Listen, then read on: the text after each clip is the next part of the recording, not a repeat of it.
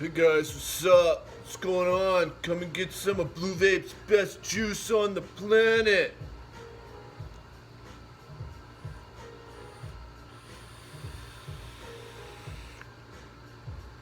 Clouds, bro, clouds. No, this isn't me. Alright, listen up. Okay, don't listen up. I don't care. I wanted to introduce myself. Uh, I've been struggling a little bit with how to connect with people in this industry, and I thought that maybe introducing myself to you in this way might be appropriate.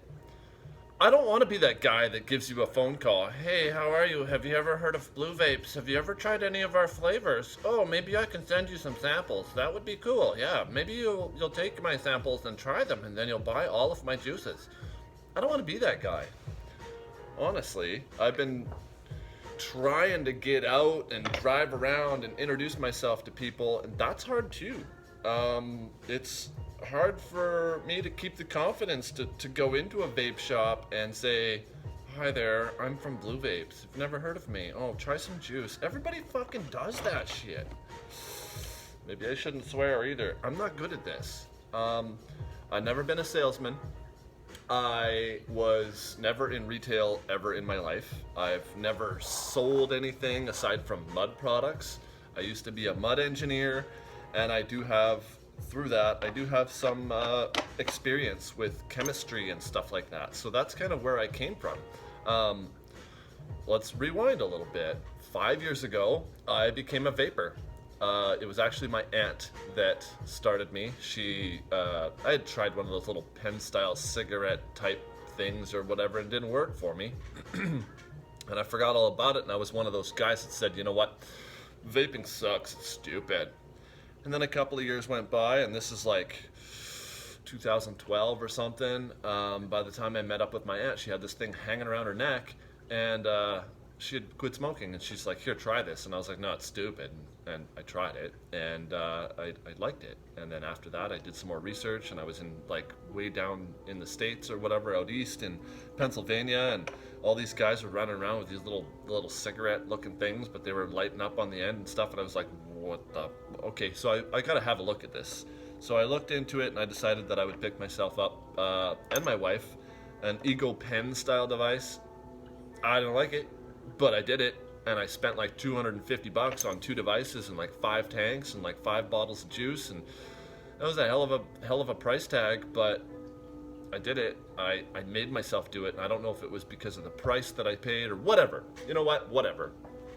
That's my story. That's where I came from, and I began just playing around with it. I ordered like 50 devices, and I gave them away to friends and family, and I sold a couple to some people around town, and I started buying like Juicy E-Juice back in the day. That was the jam, right?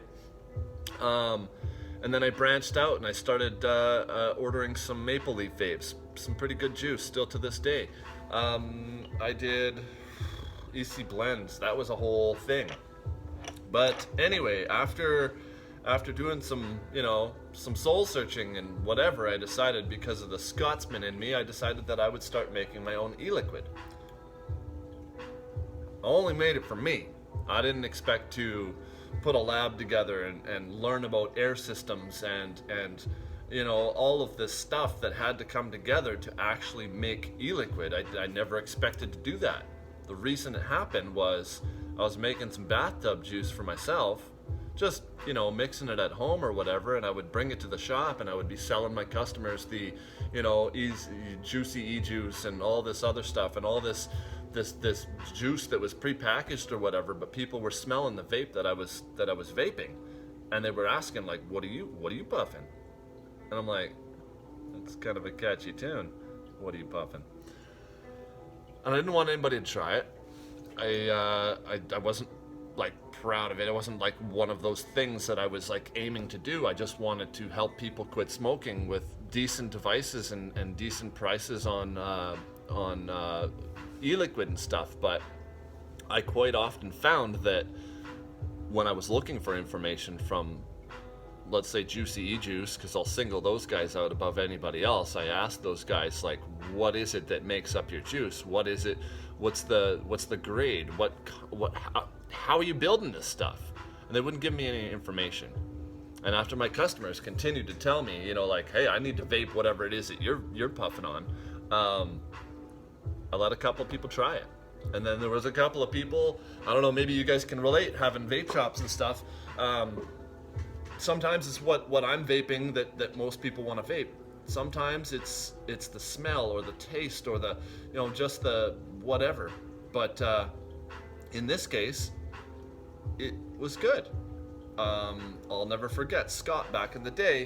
He actually ended up working for us. But Scott back in the day, he said, you know what, that Maple Leaf vape stuff was pretty good. I think we had some stuff from Mount Baker Vapor, the hawk sauce I think he really liked. But as soon as he tried my Crunchberry flavor, which didn't have a name at the time, it was just one of my cereal vapes. I said, yeah, you can try it, after he bugged the shit out of me and wanted to try it. So I built it, I made it, and he enjoyed it. And then a few of his other friends came in asking about it, and they started demanding that I make this stuff for them. And I tried to refuse, but it was futile. So I started making e-liquid, and then I started doing more research, and I started ordering 5-gallon pails of vegetable glycerin, and it started out with just a little bottles of nicotine, and it grew into something. And I've been told lots over the last couple of years that I need to get my juice into, it's not juice, it's e-liquid, right? Let's just make that clarification, but it's hard for me not to call it juice. But anyhow, kids drink juice, it's e-liquid. So lots of people are going back, after holidays or whatever, going back to Calgary or going back to Edmonton, back down to Vancouver. People come from all over the place to kind of visit us. If they've ever discovered us once, they're likely to come back. And that's not me being cocky, that's just the proof is in the pudding. People come back because they enjoy our service, they enjoy our flavors. And we actually, we've been very, very, very fortunate that we've been able to create enough flavors to keep people coming back into us, and we've actually phased out any other e-liquid manufacturer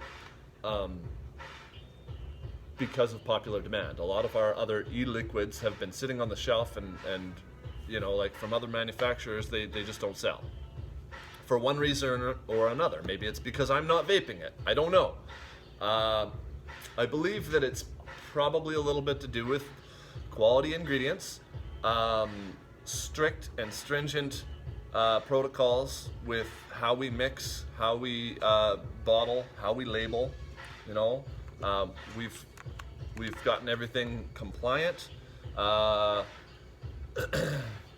They're like, child-proof bottles. They're all the rage. They're the chubby gorillas, all that stuff.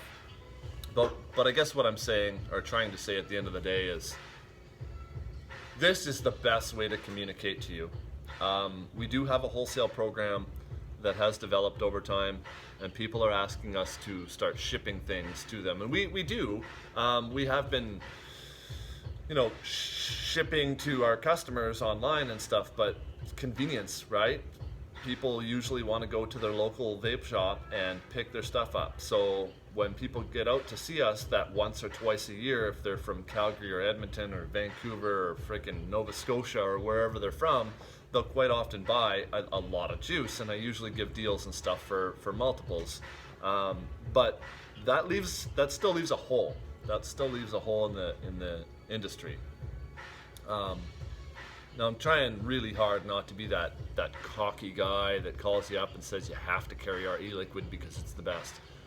Ours is pretty damn good, and I've done everything that I can to make it as clean and tasty and yummy and delicious as possible. So this is my introduction to you. I am Dylan Blue.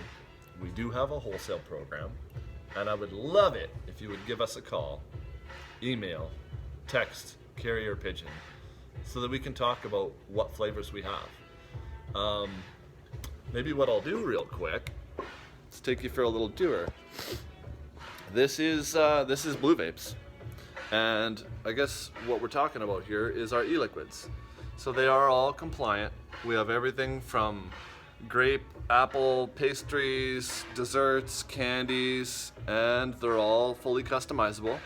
The ones that you're looking at on the wall there are all Max VG. Our Max VG is 80/20 or better. Our standard nicotine strengths that are on our shelf back here are all 0, 1, 3, 6, and 9 milligram.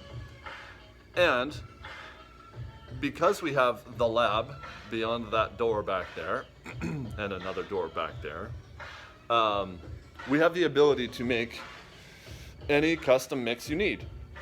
So if you're a 70/30 shop and your customers are quite often used to ordering 70/30, shoot me a line. If you guys need Salt Nick, we do Salt Nick as well in any one of our flavors. So if you're still listening to this boring video, this cocky ginger that's been talking shit about his own juice, I'll talk to you soon.